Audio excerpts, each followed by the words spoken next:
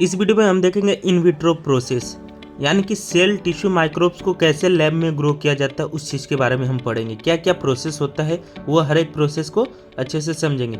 सबसे पहले क्या करना है, तुमको सैंपल लेना है। ठीक है, हो सकता है टिश्यू हो सकता है, सेल्स हो सकते हैं, माइक्रोब्स हो सकते हैं, कुछ भी हो सकता है। तो सबसे पहले तुमको सैंपल लेना है। फिर उसको बाद आपको क्या करना है, स्टेलाइजेशन करना, मतलब उसमें से कंटामिनेशन को निकालना। अभी देखो एग्जाम्पल, अगर मैं अपने बॉडी का सेल ले रहा हूँ इतना टिश्यू, ठीक है, अभी इसके अंदर कंटामिनेशन कैसे आएगा। कंटामिनेशन का मतलब होता है कोई आपका एक प्योर सैंपल है उसमें इम्प्योरिटी आ जाए। क्या हो जाए, इम्प्योरिटी। अब यह मेरा बॉडी का टिश्यू मैंने लिया, इसमें देखो आसपास माइक्रो ऑर्गेनिजम्स होते हैं, हम मेरे बॉडी पे भी होंगे तो ऑलरेडी इस पे प्रेजेंट रहेंगे, तो उनको क्या करना है, रिमूव करना पड़ता है। इसलिए जब भी आप सैंपल लेते हो, या प्लांट सेल्स हो गया, ये प्लांट से यहाँ का अगर आप टिश्यू ले रहे हैं स्टेम्स का, तो इसके आसपास की इन्वायरमेंट में से भी इस पर जाके माइक्रो ऑर्गेनिजम्स क्या हुए होंगे, जाके स्टिक हो गए होंगे, या कोई सॉइल डस्ट, सब कुछ को जितने भी होते हैं गंदगी, सॉइल हो गया, डस्ट, ठीक है, उस पर रेत हो गया, माइक्रोब्स हो गए, उन सबको क्या करना है, रिमूव करना है। तो इस प्रोसेस को बोलते हैं स्टेलाइजेशन।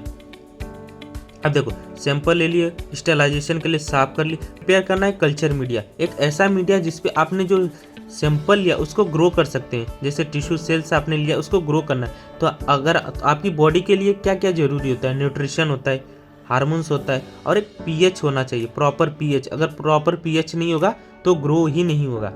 तो एक ऐसा मीडिया बनाओ जिसमें सारी चीज़ें रहे, ठीक है, तभी आपका जो कल्चर है टिश्यू सेल से वो क्या होगा, ग्रो होगा।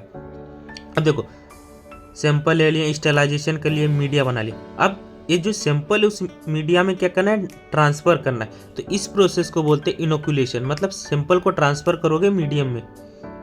अब क्लीन कंडीशन रखना, ऐसा नहीं उस ऐसे डालने गए तो उसमें भी तुम कंटामिनेशन कर दो। बर्नर के बीच में किया जाता है क्योंकि आसपास के एनवायरनमेंट के माइक्रो ऑर्गेनिज्म उसमें ना आ जाए, इसलिए जब भी ये प्रोसेस होता है तो बर्नर के बीच में किया जाता है। लैब में देखोगे स्कूल कॉलेजेस में वहाँ पर बर्नर के बीच में ही करते हैं।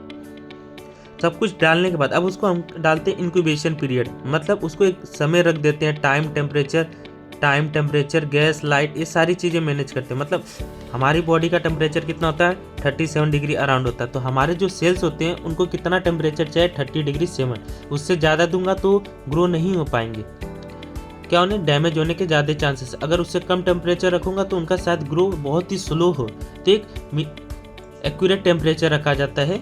उसके बाद लाइट, कुछ सेल्स होते हैं जिनको लाइट की ज़रूरत होती है, कुछ होते हैं जो डार्क में ही क्या होते हैं, प्रोसेसिंग होते हैं। तो वो लाइट वाइट सब कुछ मैनेज करना पड़ता है। टाइमिंग का भी मैनेजिंग करना पड़ता है। कौन सा गैसेस जरूरी है वो भी देखा जाता है। ऑक्सीजन जरूरी है तो भी सप्लाई किया जाता है। अब देखो सब कुछ डालने के बाद ऑब्जर्वेशन किया जाता है उनके ग्रोथ में, उनकी साइज बढ़ी कि नहीं, डिवीजन मतलब 1 से 2 हुए कि नहीं। देखो कभी कभी हम सब कल्चर भी इस्तेमाल करते हैं, यानी कि अगर मैंने जो सेल टिश्यू माइक्रोब्स को ग्रो किया है उसके लार्ज नंबर में ग्रो करना है, तो हम क्या करते हैं, उसको एक नए मीडियम में डाल देते हैं जिससे उनका ज़्यादा ग्रोथ होता है। उसके बाद होता है हार्वेस्टिंग। अभी जो सेल टिश्यू प्रोडक्ट हमारे बने उसको निकाला जाता है। फिर उसके बाद एनालिसिस करते, टेस्टिंग, डेटा कलेक्शन करते, एप्लीकेशन उसके इस्तेमाल क्या क्या है वो सारी चीज़ें हम करते हैं। यहाँ पर देखो जब पेनिसिलिन का लेता हूँ एग्जाम्पल, पेनिसिलियम माइक्रोब्स होता है, उसके मदद से पेनिसिलिन को क्या करते हैं, सीक्रेट कराते, मतलब हार्वेस्टिंग समझो। यहाँ पर हार्वेस्टिंग के लिए पेनिसिलिन ले लिए, पेनिसिलिन के साथ उसके साथ माइक्रोब्स भी तो होगा, पेनिसिलियम, तो ये दोनों साथ में होते हैं, पेनिसिलियम प्लस पेनिसिलिन। अब इन दोनों को अलग करना है,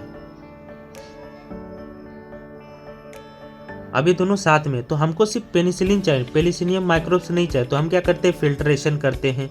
बहुत सारे प्रोसेस है फिल्टर करने का, तो सारी मेथड अप्लाई करते हैं कि इसको हम सेपरेट कर ले। तो अलग अलग जैसा आप प्रोडक्ट चाहते हो उस बेस पे खाली यहाँ से चेंजिंग हो जाता है। हार्वेस्टिंग के बाद आपका प्रोडक्ट कैसा, लिक्विड के फॉर्म में है कि सॉलिड के फॉर्म में है कि गैस के फॉर्म में। बाकी के जो प्रोसेस है ये तो रहने ही वाले हैं, बस लास्ट में 1-2 प्रोसेस ऐड हो जाते हैं प्यूरिफिकेशन का।